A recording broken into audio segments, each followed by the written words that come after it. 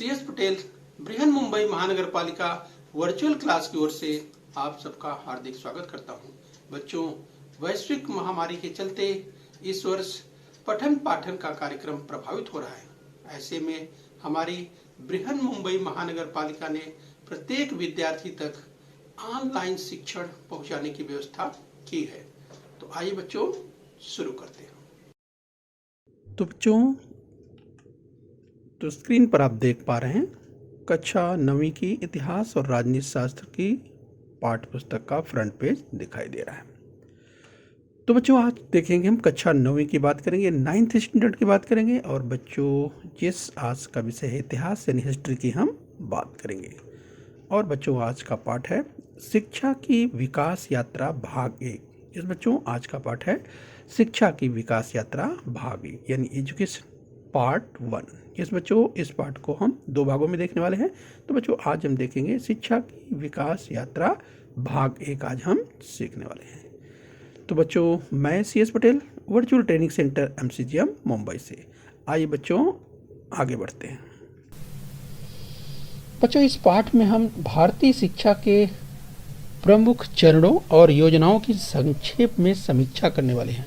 इस बच्चों हम समझने वाले हैं इस पाठ में प्राथमिक, माध्यमिक और उच्च शिक्षा का जो विचार किया गया है, उसके साथ ही भारत के कुछ प्रतिनिधिक क्षेत्र के अनुसंधान संस्थानों की भी जो समीक्षा की गई है इस बच्चों, तो उसे भी हम देखने वाले हैं।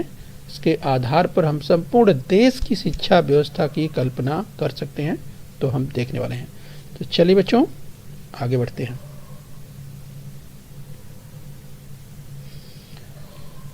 बच्चों अगर भारत की शिक्षा की समस्या कितनी जटिल और गंभीर है बच्चों, इसका अनुभव हम स्वतंत्र भारत के वर्ष 1951 की जो जनगणना है उसके आधार पर समझ सकते हैं। तो बच्चों 1951 में जो पहली जनगणना हुई थी बच्चों, उस समय साक्षरता का जो रेट था, लिटरेसी रेट था, वो केवल 17% था। ये सब अनुमान लगाइए बच्चों, केवल 17%। यानी जब देश आज़ाद हुआ था तो उस समय बच्चों जो हमारी साक्षरता दर थी वो केवल 17% थी। यानी 1951 की बात कर रहे हैं जब प्रथम जनगणना में साक्षरता का जो परिमाण आया था वो केवल 17%, यानी 100 में से केवल 17% लोग, सोचिए बच्चों साक्षरता का प्रतिशत केवल 17 था। बच्चों धीरे धीरे स्क्रीन पर आप देख पा रहे हैं, अगर हम बात करें 1971 की जनगणना की तो 1971 तक हमारे देश में जो साक्षरता का रेशियो था वो 34 था और 1981 में देखिए बढ़कर 43% हो गया, 1991 में बढ़कर 52% हुआ। यानी बच्चों 1947 से 1991 तक जिस बच्चों तब जाकर के हमारे देश की जो साक्षरता दर थी वो 50% के पार हुई। इसके बाद देखिए 2001 में 64% और 2011 में 74%। तो इस तरह से हमारे देश में जो लिटरेसी रेट की बात करें, साक्षरता दर की बात करें, उसमें धीरे धीरे जो है बढ़ोतरी होती गई और स्क्रीन पर देख पा रहे हैं 2011 की जनगणना के अनुसार 74% देख रहे हैं। राइट स्टूडेंट्स, और जैसा कि आप जानते हो बच्चों जो अगली जनगणना है 2021 में होने वाली है।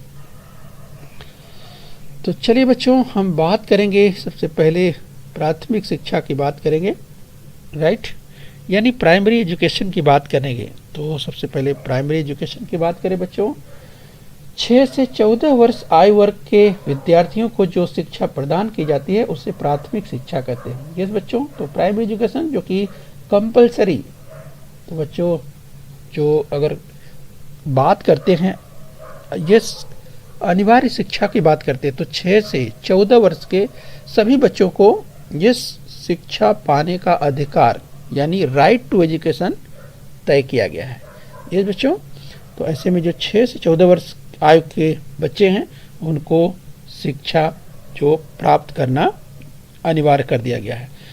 बच्चों हम इसी क्रम में अगर देखें तो 1988 में 1988 में केंद्र सरकार ने प्राथमिक शिक्षा का प्रसार करने तथा शैक्षिक स्तर में सुधार लाने के लिए ऑपरेशन ब्लैक बोर्ड, इसे खड़िया श्यामपट नाम से योजना शुरू की थी।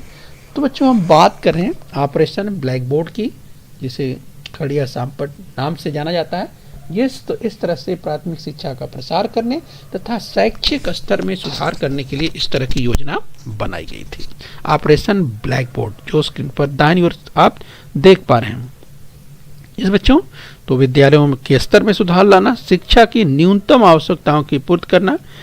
तो इस तरह से जो आवश्यकताएं रखी गई थी कि जो न्यूनतम 2 सुव्यवस्थित कमरे होने चाहिए, स्वच्छता गृह, 2 शिक्षकों में से 1 महिला अध्यापिका, श्यामपट मानचित्र प्रयोगशाला, छोटा सा पुस्तकालय, मैदान, खेल की सामग्री के लिए सरकार ने विद्यालयों को राशि उपलब्ध करा दी। तो जो इस तरह से जो प्रयास किया गया कि 1994 में इस योजना को विस्तार देते हुए 100 से अधिक विद्यार्थी संख्या वाले विद्यालयों में 1 कमरा और 1 अतिरिक्त शिक्षक की नियुक्ति का प्रावधान रखा गया।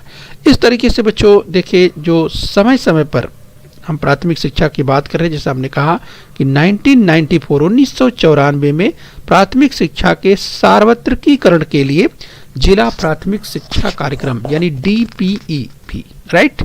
तो इस तरह से जिला प्राथमिक शिक्षा कार्यक्रम DPEP की शुरुआत की गई 1994। इस बच्चों तो इस तरह से इस उपक्रम में यह उपक्रम महाराष्ट्र सहित 7 राज्यों में शुरू हुआ।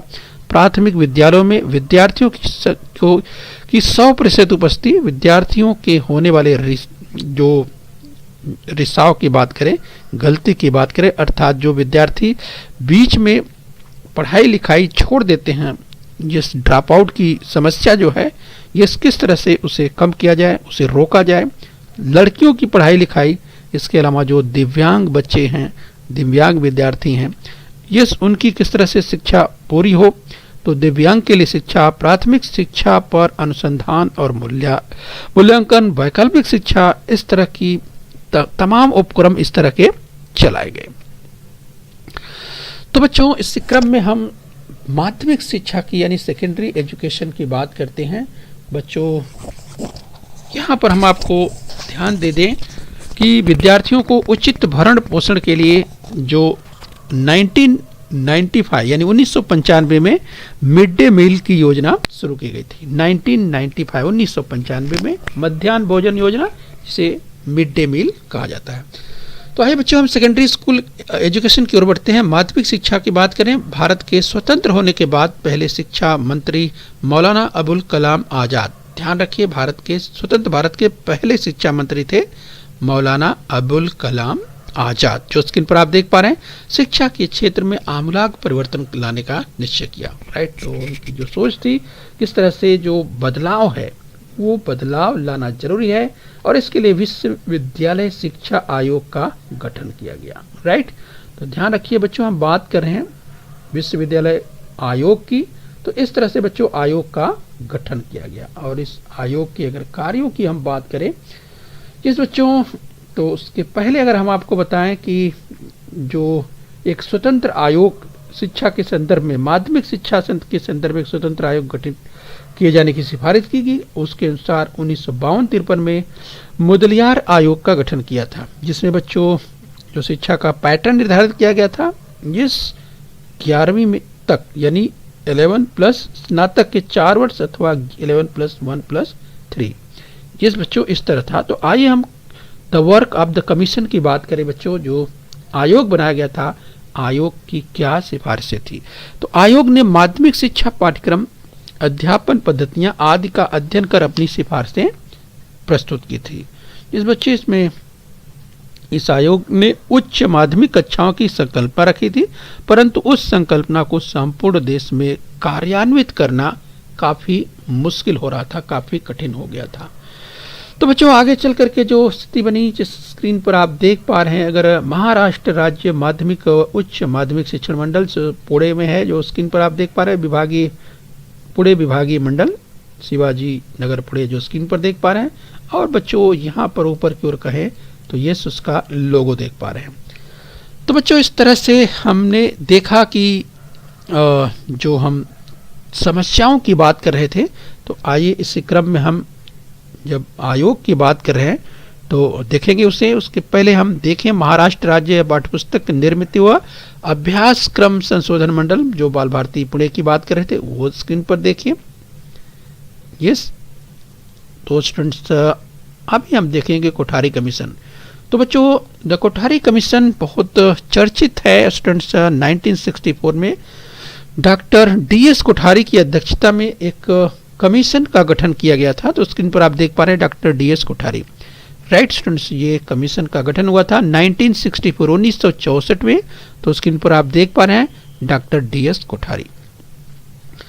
तो बच्चों इस आयोग के कामकाज में JP नाइक का उल्लेखनीय योगदान रहा, राइट स्टूडेंट्स। JP नाइक की बात करें तो स्क्रीन पर आप देख सकते हैं इनका उल्लेखनीय योगदान रहा JP नाइक का, जो स्क्रीन पर आप देख पा रहे हैं।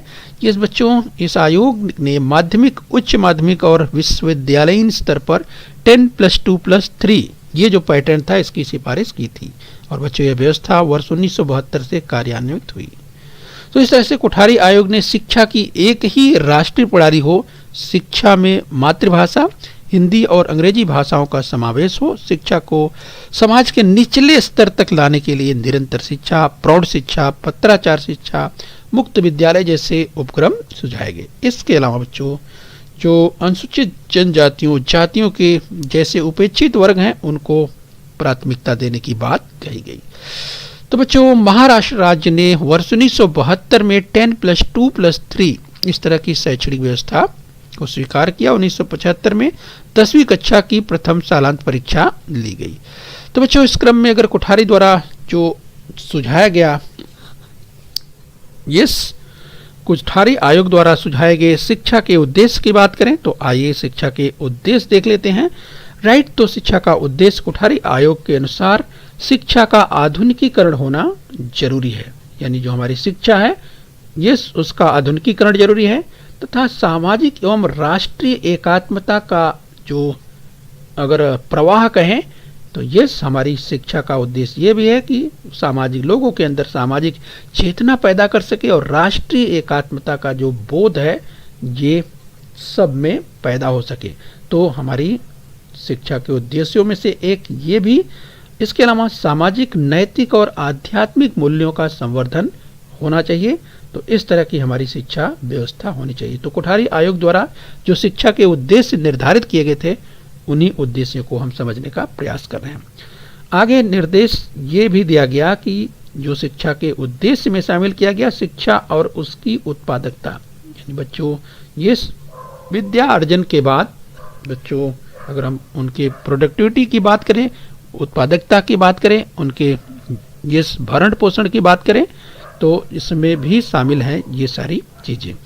इसके अलावा लोकतंत्र का संरक्षण और संवर्धन, यानी विद्या अर्जन करने के बाद, यानी जो नागरिक तैयार होकर निकलते हैं स्कूल से, कॉलेज से, राइट, तो अपने देश के लोकतंत्र को मजबूत करने और लोकतंत्र का संरक्षण करने, संवर्धन करने का जो हमारे अगर देश की बात करें, राइट, देश के बहुमुखी विकास को जो पूरा करता है, तो ऐसे में शिक्षा के उद्देश्य में शामिल किया गया कि जब विद्यार्थी अगर स्कूल कॉलेज से निकलते हैं तो किस तरह से उनमें इस अपने देश के लोकतंत्र के संरक्षण के और संवर्धन के प्रति जो भाव हो वो पूरी तरह से भरे हुए हों।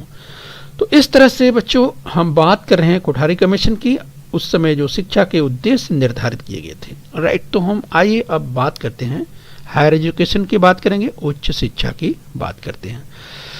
तो हायर एजुकेशन की अगर बात करें बच्चों, स्वतंत्रता के बाद की कालावधि की बात करें, education in the post independence era, यानी स्वतंत्रता के बाद की कालावधि की बात करें, राइट। तो बच्चों स्वतंत्रता प्राप्ति के बाद 1948 में केंद्र सरकार ने डॉक्टर सर्वपल्ली राधाकृष्णन की अध्यक्षता में विश्वविद्यालय शिक्षा आयोग का गठन किया, राइट। परीक्षा में पूछा जा सकता है विश्वविद्यालय शिक्षा आयोग का गठन कब किया गया और किसके अध्यक्षता में किया गया, राइट। तो आपको ध्यान रखना है स्क्रीन पर, और वे थे डॉक्टर सर्वपल्ली राधाकृष्णन, जो स्क्रीन पर आप देख पा रहे हैं, 1948 पूछा जा सकता है परीक्षा में, याद रखिए, राइट बच्चों। तो इस तरह से डॉक्टर सर्वपल्ली राधाकृष्णन की अध्यक्षता में विश्वविद्यालय शिक्षा आयोग का गठन किया गया।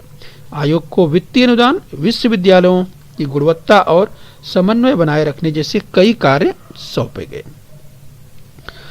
बच्चों, इसकी कार्यप्रणाली की बात करें यानी मेथड ऑफ फंक्शनिंग जो गठन किया गया विश्वविद्यालय शिक्षा आयोग का, इसके अगर फंक्शन की बात करें, मेथड ऑफ फंक्शनिंग की बात करें, राइट, इसे हम समझने वाले हैं। तो बच्चों, आयोग ने पंचवर्षीय पद्धति को स्वीकार किया। इसके अलावा विश्वविद्यालयों के अनुदानों को स्वीकृत कर उनका वितरण करने का कार्य आयोग ने सरकार की ओर से प्रारंभ किया। यस बच्चों, आगे हम समझने का कार्य करेंगे। हम कार्यप्रणाली की बात करें यानी मेथड ऑफ फंक्शनिंग की बात कर रहे हैं। जिस विश्वविद्यालयीन शिक्षा नियोजन पाठ्यक्रम में सूत्रबद्धता, शिक्षा द्वारा राष्ट्रीय आवश्यकताओं को प्राथमिकता देना, उच्च शिक्षा की अगर हम बात करें बच्चों, ये उच्च शिक्षा के संदर्भ में किस तरह से उसे और आगे बढ़ाया जाए, यानी उसकी जो योजनाएं थी उस योजनाओं को किस तरह से क्रियान्वित करना, उसे पूरा करना और उपक्रम को आगे बढ़ाए रखना, इस तरह का कार्य सौंपा गया था। यानी मेथड ऑफ फंक्शनिंग की बात करें, सामने मुंबई विश्वविद्यालय, मुंबई यूनिवर्सिटी या मुंबई विद्यापीठ की बात करें तो स्क्रीन पर आप देख पा रहे हैं, यस उसका एक भाग आपको दिखाई दे रहा है। तो आप देख सकते हैं मुंबई विद्यापीठ, अगर भी खूबसूरत विश्वविद्यालयों की बात करें तो उसमें एक, यस। तो आइए बच्चों आगे बढ़ते हैं। बच्चों, इसी संदर्भ में हम national council of educational research and training यानी NCERT, national council of educational research and training, right. तो NCERT की बात कर रहे हैं, जो स्क्रीन पर आप देख सकते हैं बच्चों, बहुत ही चर्चित नाम है और 1 सितंबर 1961 को दिल्ली में इस संस्थान की स्थापना की गई, राइट। तो ध्यान रखिए 1 सितंबर 1961 को दिल्ली में NCERT, बच्चों बहुत चर्चित नाम है। NCERT एक संस्थान है और बच्चों तमाम अगर परीक्षाओं की बात करें बच्चों, यस तो आयोजित करने का काम करता है NCERT। तो इस तरह से national council of education research and training, yes 1 September 1961।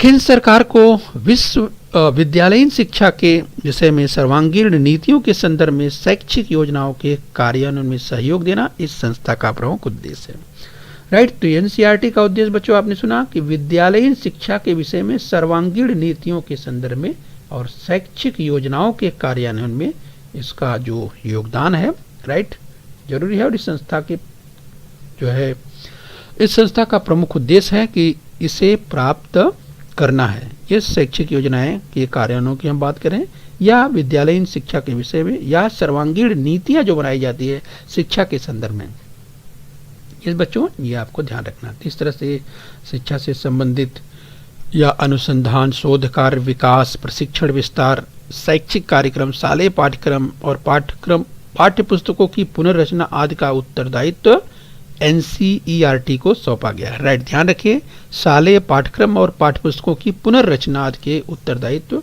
NCERT को सौंपा गया है, राइट बच्चों। तो इस संस्थान ने केंद्रीय माध्यमिक शिक्षा बोर्ड के सहयोग से शालेय पाठ्यक्रम एवं पाठ्य पुस्तकों के निर्माण में केंद्रीय भूमिका निभाई है, ये ध्यान रखना है। आइए इसी संदर्भ में और हम बात करते हैं बच्चों, हम बात कर रहे हैं NCERT की, राइट।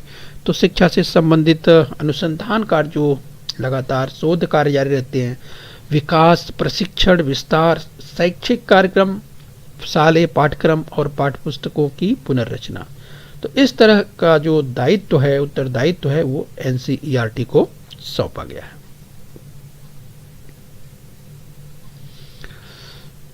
तो बच्चों इसी क्रम में हम देखेंगे जिस राष्ट्रीय शैक्षिक नीति 1986, नेशनल पॉलिसी ऑन एजुकेशन 1986।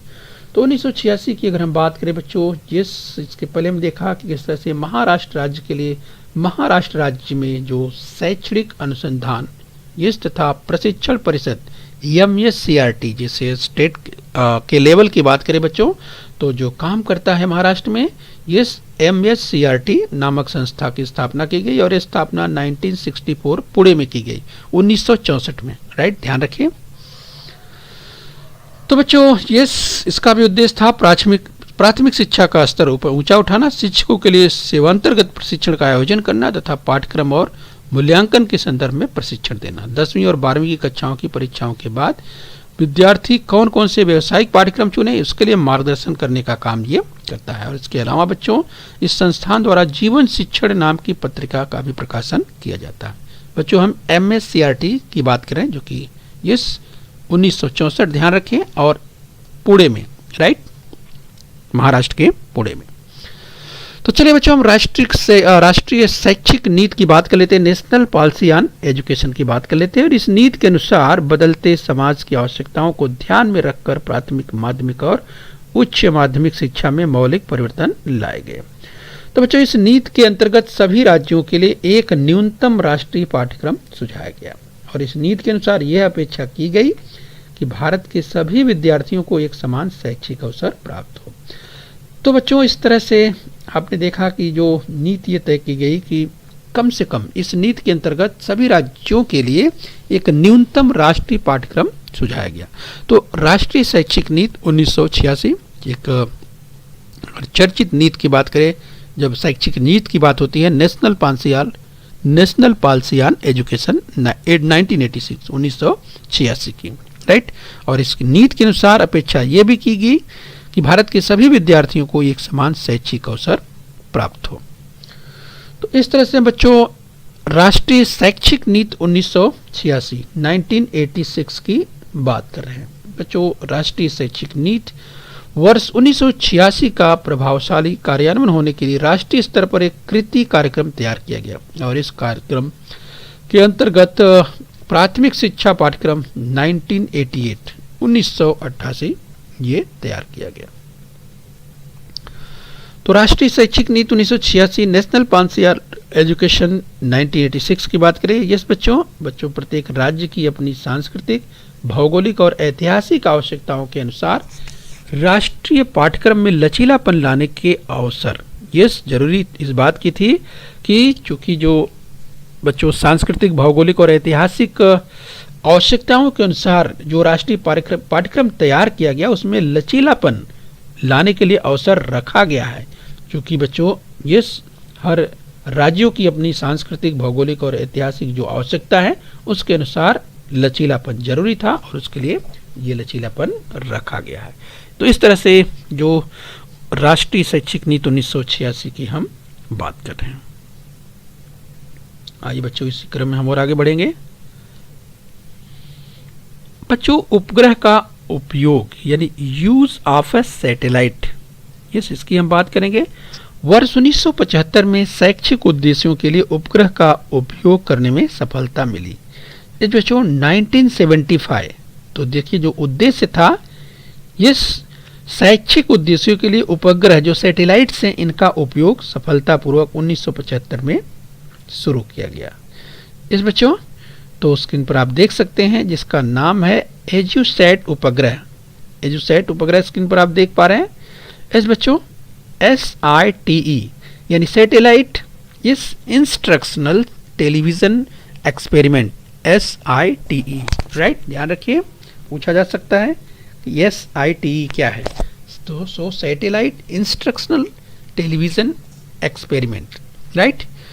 तो इस तरह से बच्चों ये ध्यान रखना है और यह प्रयोग किया गया और यहीं से उपग्रह के माध्यम से शिक्षा प्रणाली अवधारणा आगे आई। और इस उपक्रम के लिए बच्चों अमेरिका ने भारत को सहयोग दिया था, राइट। इस तरह के कार्यक्रम की बात करें और इसी के माध्यम से ग्रामीण क्षेत्रों में गुणवत्तापूर्ण शिक्षा प्रदान करने की जो सुविधा की बात करें, सुविधा उपलब्ध कराना संभव हो पाया, राइट। तो इस तरह से हम बात कर रहे हैं उपग्रह का जो उपयोग किया गया, यानी एजुकेशन सिस्टम की अगर बात करें बच्चों, एजुकेशन सिस्टम में जो